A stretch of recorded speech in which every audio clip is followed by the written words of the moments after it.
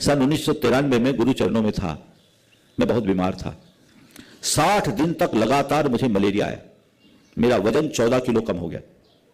प्रतिदिन 1-1 घंटा के अंतराल से बुखार आता था। एक दिन आधा घंटा बिफोर आ गया बुखार। जिस बुखार को 10 बजे आना था वो 9:30 बजे आ गया। आहार लेते लेते बुखार चढ़ गया। अन्न मैं लेता नहीं था उस समय, और जो लिया सब उल्टी में निकल गया। और उस दिन मुझे 107 फीवर आया। पूरा शरीर तप्त, शरीर बेसुध। मैं लेटा था। गुरुदेव को मालूम पड़ा। गुरुदेव मेरे कक्ष में आए। उनके हाथ का स्पर्श पाकर मैं कुछ चैतन्य सा हुआ और उठ करके बैठा, उन्हें प्रणाम किया। थोड़ी देर बैठने के बाद उन्होंने मुझसे पूछा, समय सार याद है? मैंने कहा जी। बोले बस उसको ध्यान रखो। महाराज और जो साथ में ब्रह्मचारी लोग थे उनको उन्होंने कुछ निर्देश दिया, और उसके बाद गुरुदेव चले गए। मैं लेट गया। मुझे चटाइयाँ ओढ़ा दी गई, और मैं जो अपने में खोया, जो समय सार में डूबा, आप सुनकर ताज्जुब करोगे। 15 मिनट बाद मेरे शरीर से पसीना आना शुरू हुआ। पसीने से लथपथ हो गया, और घंटे भर बाद मेरा टेम्परेचर लिया गया, 99 आ गया। 107 से 1 घंटे में 99। इतनी जल्दी कोई बुखार को कंट्रोल नहीं कर सकता। लेकिन ये किसका परिणाम? चित्त की परिणति का परिणाम, गुरु के आशीर्वाद का पता। यही कारण है कि आप लोग बीमार होते हो, 100 दवाइयां खाते हो, तो आप अगर 10 दिन में ठीक होते हो, हम लोग एक बार आयुर्वेद की दवाई खाते 3 दिन में ठीक होते हैं। क्यों?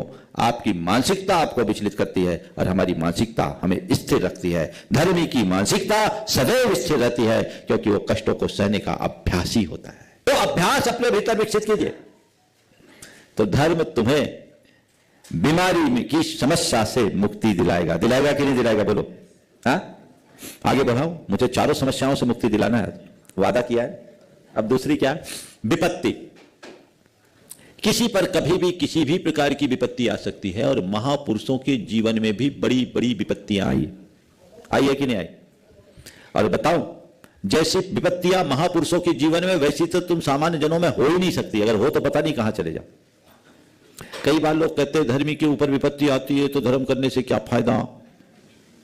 तुम कितने धर्मी, तुम जितना धर्म करते हो उससे ज्यादा तो पाप करते होगे। तुम धर्मी की बात करते हो, पारसनाथ भगवान का रिकॉर्ड देखो, 10 भव में कोई उनने अधर्म नहीं किया। किया क्या? 10 भव का इस रिकॉर्ड तो हम लोगों को ज्ञात है। 10 भव में कोई अधर्म नहीं किया, तो भी पारसनाथ भगवान के ऊपर कितनी बड़ी विपत्ति आई। 7 दिन तक कितना भयंकर उपसर्ग हुआ। धर्मी पर भी विपत्तियां आती है, बल्कि धर्मी पर बड़ी विपत्तियां आती, लेकिन धर्मी अपनी धर्म निष्ठा से विपत्ति को भी संपत्ति में बदल देता है। आज पारसनाथ हम सबके आदर्श क्यों बने? क्योंकि उन्होंने उस उपसर्ग को सहा। वो उपसर्ग को सहे, इसलिए हम सबके आदर्श बन गए। अगर उपसर्ग से विचलित हो जाते तो पारसनाथ का गुणगान करते क्या? विपत्तियां आती है तो एक बात सदैव ध्यान में रखो, ना विपत्ति मेरी है ना संपत्ति मेरी है। धर्म हमें यह सीख देता है। विपत्ति भी तन पर है और संपत्ति भी भौतिक है। मैं तो चेतन आत्मा हूं, न विपत्ति मेरी न संपत्ति मेरी। और विपत्ति कर्म के कारण है, संपत्ति कर्म के कारण है। ये पाप पुण्य का संयोग है। पाप विपत्ति देता है, पुण्य संपत्ति देता है। न पाप मेरा है न पुण्य मेरा है। मैं तो पाप पुण्य से परे शुद्ध चैतन्य आत्मा हूं। यह दृष्टि अगर अंतरंग में बैठ गई तो विपत्ति कभी विचलित नहीं करेगी। करेगी क्या?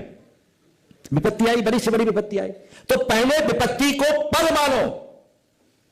न केवल विपत्ति को पर मानो, संपत्ति को भी पर मानो, क्योंकि दोनों कर्म की संतान है। राजा भोज के पास एक विचित्र सा भिखारी पहुंचा।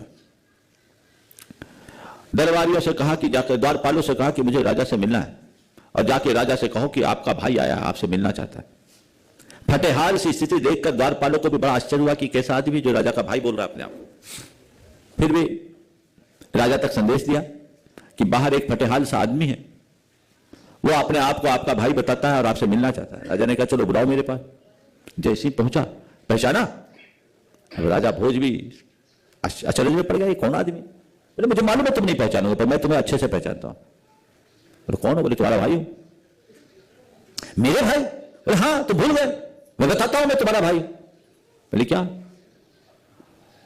बोले आपदा मम मातासी संपदा तथैवताओ। आपदा मम मातासी संपदा तथैवताओ आपद संपत्तो भगिन्नो तस्मादवाम सहोदरो। हे राजन, मेरी मां का नाम आपदा है और आपकी मां का नाम संपदा है। आपदा और संपदा दोनों सगी बहनें हैं, तो हम दोनों भाई हुए कि नहीं हुए? राजा भोज की आंख खुल गई, बोले ये तुम भिखारी नहीं कुछ और दिखते हो। तो भिखारी ने अपना रूप प्रकट किया। वो भिखारी नहीं कालिदास था, जो राजा भोज को सीख देने के लिए आए। कहने का तात्पर्य यही है कि ये दृष्टि यदि अंतरंग में विकसित हो जाए तो विपत्ति में चित्त कभी विचलित नहीं होगा।